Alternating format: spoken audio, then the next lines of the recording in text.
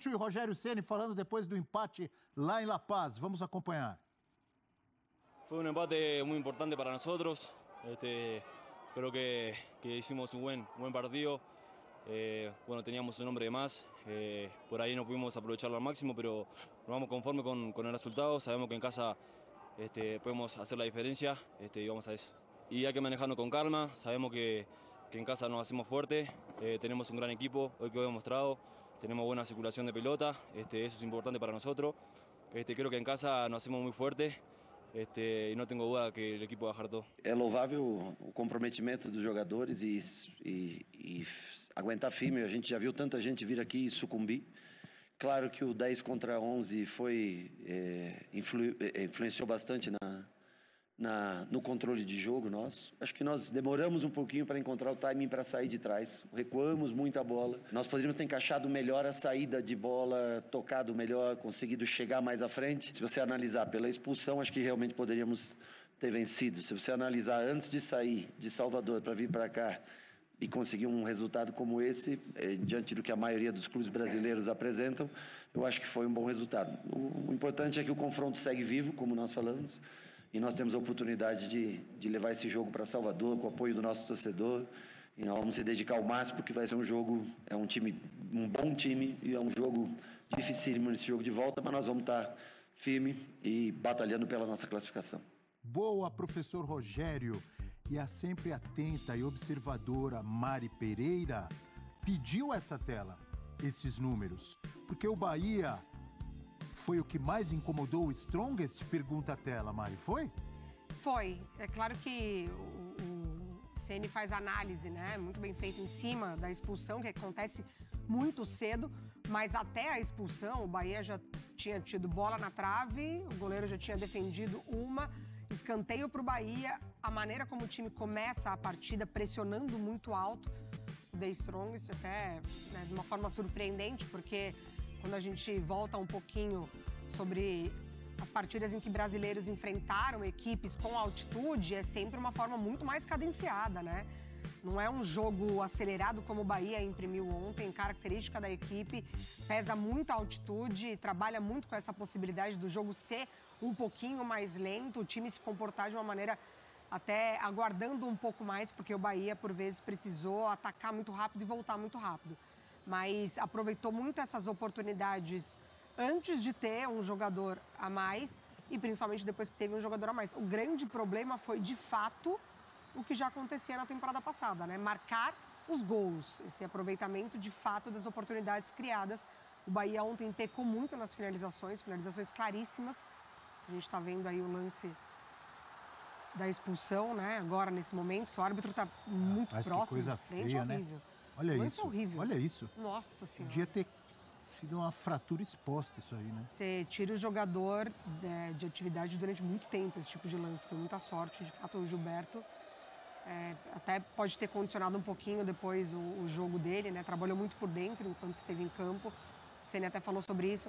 Mas foi um Bahia muito corajoso, assim, muito corajoso, com muita qualidade, esse controle da bola, mas de fato faltou aproveitar melhor as oportunidades. Em cima de tudo isso que a Mari colocou e do que a gente viu ali na tela, 21 finalizações, 9 certas do Bahia. Esse é um lado muito positivo, ainda mais jogando na altitude de La Paz. O lado para trazer preocupação ou negativo é que 21 finalizações, 9 certas e só um gol, professor. Não se perde tanto gol, né? Aliás, se o Bahia não perdesse tanto gol desde o ano passado, inclusive em jogos pesados, lembro aqui de cara de Flamengo, São Paulo e Palmeiras, 3 jogos em que o Bahia perdeu. Tem um jogo com São Paulo e Salvador, que a Bahia acaba perdendo de 3-0, perdendo um monte de gol com o Palmeiras em São Paulo, jogo que conseguiu ter mais posse de bola que o Flamengo no Maracanã. E o danado do gol, olha, esse lance... É o Ademir, né? Do Ademir, né? Olha só. Ele parece que em vez de chutar, ele passa a bola pro cara. Em futebol, em geral, já não se pode perder tanto gol. Em Libertadores, então, esses jogos que o fio vira de uma maneira... Isso aconteceu na hora que o Bahia toma o gol, né? O Bahia perde 3 vezes a chance de gol e no contra-ataque acaba sofrendo mais do que deveria. O lado bom é esse. Quando o Bahia começa em cima do Strongest, a grande pergunta é, vai aguentar até quando? e o gol não sai. O time acaba ficando com um homem a mais, isso facilita inclusive o aspecto do fôlego, porque o Bahia acaba o jogo finalizando a gol. Um dos últimos lances, ainda o Lúcio chutando a gol, o Bahia presente, mas precisa resolver essa questão. Ontem se falava muito, meu filho, o Daniel, falou assim, em Salvador vai ser uns 3-0, vai ser uns 3-0 se acertar. Eu tô com o Daniel. Retângulo. Se chutaram 21 bolas no gol, 21 finalizações, 9 no gol em La Paz, quantas serão em Salvador? Então, se juntar 21 em Salvador, acertar uma em 7, faz os 3-0. Da tela que a gente mostrou lá, tinha Grêmio do ano passado e Fluminense do ano retrasado. Né? O Grêmio do ano passado perde de 2-0 e depois devolve 4. Então, de fato, o The Strongest se aproveita muito o fator casa para tentar fazer os seus resultados, porque como visitante é péssimo. Eugênio Leal, sua análise, sua visão desse empate do Bahia. Gostei muito do que vi do Bahia. É uma postura muito corajosa, jogando fora de casa. Muita gente, aliás, a gente discutia isso aqui ontem, a Mari não estava, era o Breiler, né? E a gente lembrava, por exemplo, daquela vitória do Internacional, né? 1-0, mas aquele jogo foi um jogo que o Inter ficou retrancadinho ali atrás, arrumou um contra-ataque. Aquele foi contra o Bolívar? Foi contra o Strongest? Agora não me lembro. Foi Bolívar, né? Mas foi em La Paz. Mas foi em La Paz. Foi contra o Bolívar.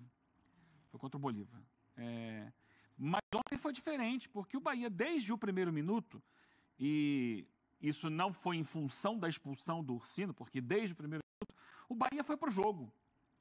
Né? E até assim, naquele início a gente olhava, nossa, mas vai aguentar?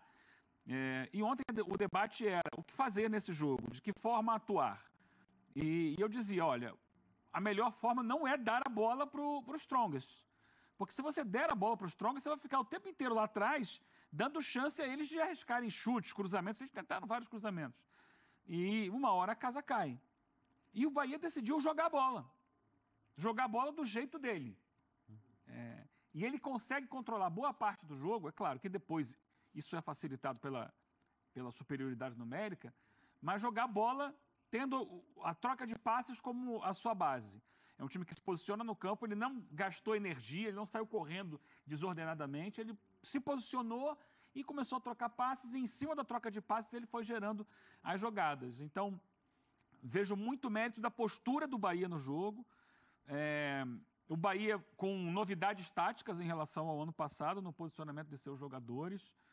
Já foi dito aqui, né? Inicialmente, era uma espécie de 4-5-1, com a linha de defesa tendo na parte, quando o time era atacado, né? O Gilberto voltava para a linha de defesa, e o meio-campo tinha o Caio Alexandre com, ao lado dele, pela direita o Everton Ribeiro, pela esquerda o Jean Lucas. Quando o Bahia ia para o ataque, ele segurava 3 zagueiros, né? Os 2 zagueiros e o Minho, que estava jogando como Mingo, né? Mingo. Estava jogando de lateral esquerdo, ele vinha para fechar uma linha de 3.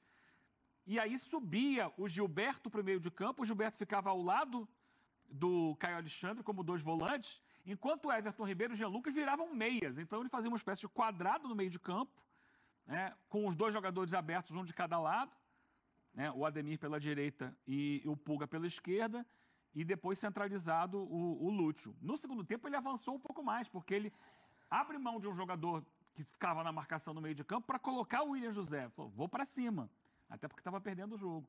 Mas não é assim um vou para cima desordenado, não, é dentro desse sistema aqui, vai funcionar dessa forma. Continuam os 3 zagueiros, né? Aí ele libera o Juba para fazer o lado esquerdo, que o Juba entra no intervalo, tirando o Gilberto.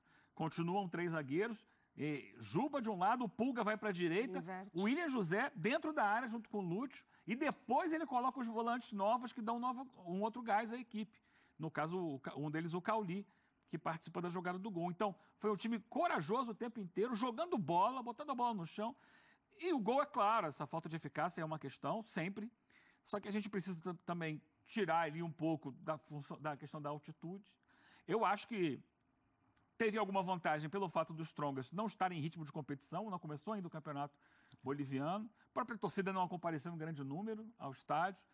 E o jogo de volta, a tendência é uma vitória tranquila do Bahia na Fonte Nova. Está aqui no nosso telão, lindo escudo do Esporte Clube Bahia, com Everton Ribeiro e também o William José. O Bahia, que obviamente ainda tem o jogo de volta, mas vai passar e vai enfrentar Nublense ou Boston River na próxima fase. Basta jogar sério em Salvador, que vai amassar o Strongest. Na Fonte Nova... Certo ou estou errado? Tem toda a razão, Abel. Muito obrigado.